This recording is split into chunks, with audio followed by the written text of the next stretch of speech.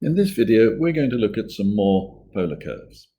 The first group of polar curves that we're going to look at are the rose curves.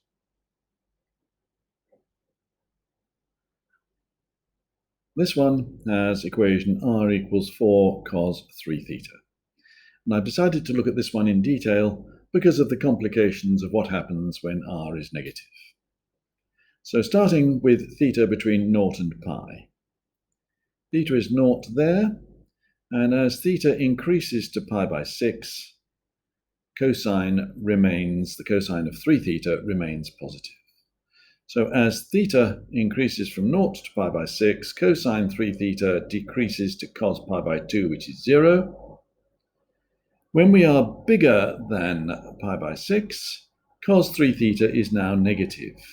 So r is negative, therefore is plotted down here on the blue curve. So as theta goes from pi by 6 round to pi by 2, cos 3 theta is negative, which means that we describe this blue dashed curve here. That's with r negative. Between pi by 2 and 5 pi by 6, cos 3 theta is positive. Then between 5 pi by 6 and pi, down here, cos 3 theta is negative, so we're sketching this blue curve here. So as we go from 0 to pi, we get just that shape if we're thinking the red part, if we're thinking of r as positive. In exactly the same way, we can think of r is 4 cos 3 theta between pi and 2 pi, and this time the positive values of r give us the section below the axis. So if we do the whole lot from 0 to 2 pi, we get the bit above the axis between 0 and pi, we get the bit below the axis between 0 and 2 pi, we get the complete curve. So as long as we go from 0 to 2 pi, we do get the whole of this curve with 3 petals. The rose curve will always have n petals when n is odd if we go from 0 to 2 pi. Well, let's have a look and see what happens with 3 cos 4 theta. I'm not going to go into this one in detail.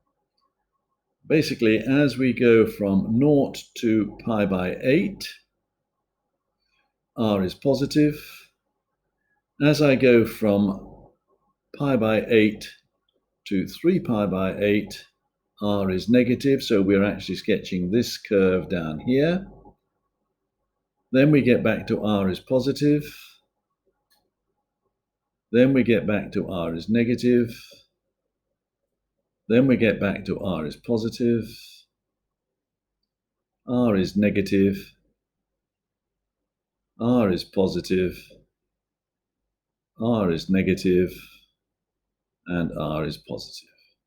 So as we go round from 0 to 2 pi, when we have an even number here,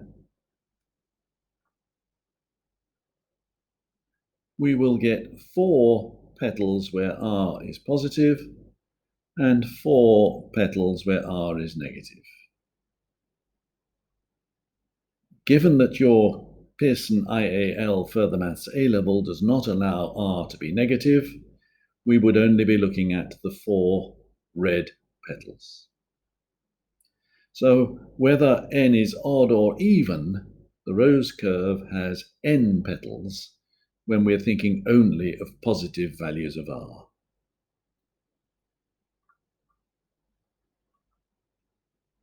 Now let's look at the leminiscate of Bernoulli. This one, the equation is r squared is 16 cos 2 theta. So this cannot have any solutions when cos 2 theta is negative. So to start with, we go from theta is 0 to pi by 4. At pi by 4, we've got cos pi by 2, which is 0. Between pi by 4 and 3 pi by 4, cos 2 theta is negative.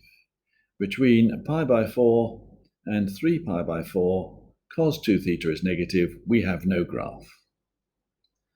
Between 3 pi by 4 and 5 pi by 4, cosine is positive.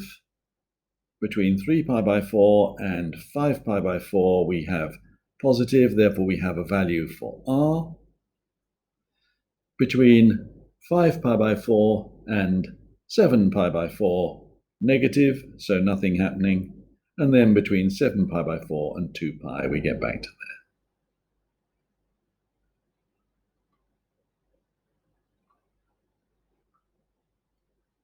We're now going to look at a circle where the center is on the x-axis. So let's suppose that we're taking a circle of diameter 10. If P is a point on the circle, and if P is the point r theta, that distance is r, that angle is theta. Because that is the diameter, OA is the diameter, we have an angle of 90 degrees. Therefore, 10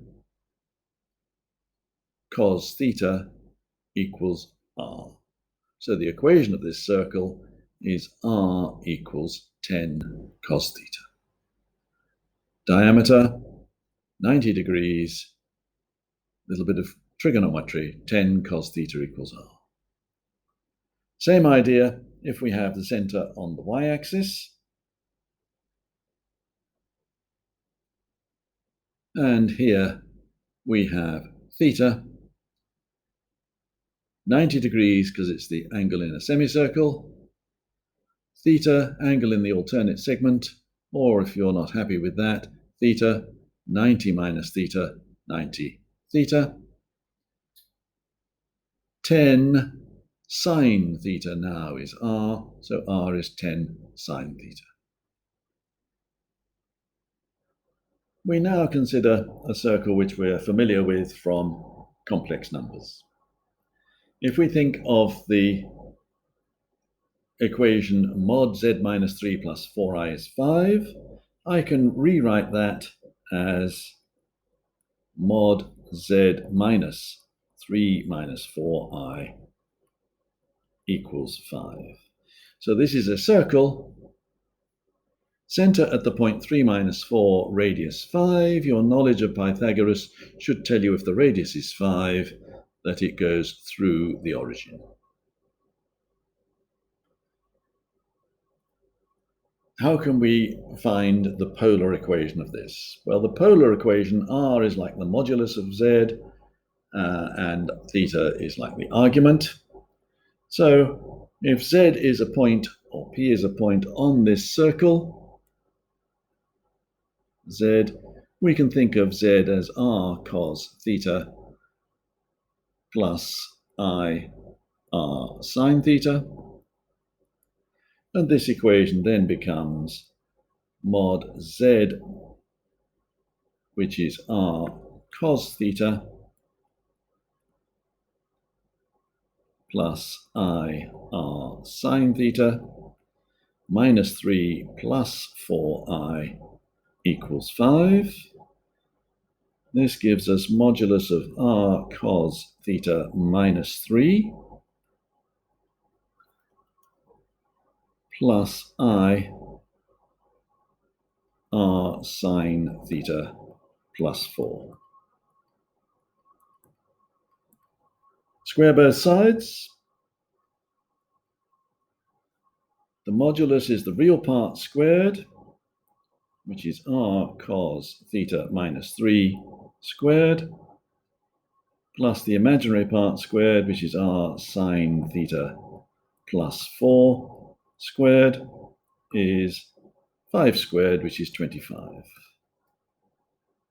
Working this out, we get r squared cos squared theta minus 6r cos theta plus 9 plus r squared sine squared theta plus 8r sine theta plus 16 is equal to 25. So here we have 9 plus 16 is 25, that disappears.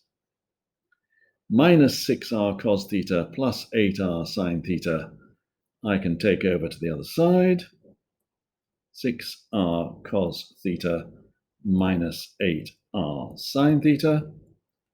And on the left-hand side, I'm left with r squared cos squared plus r squared sine squared. I just have r squared. Divide both sides by r, and you get r is equal to 6 cos theta minus 8 sine theta. This nice form of the equation is only as nice as this for circles which pass through the origin. For a circle that doesn't pass through the origin, we can still derive an equation, but it doesn't have this nice simple format.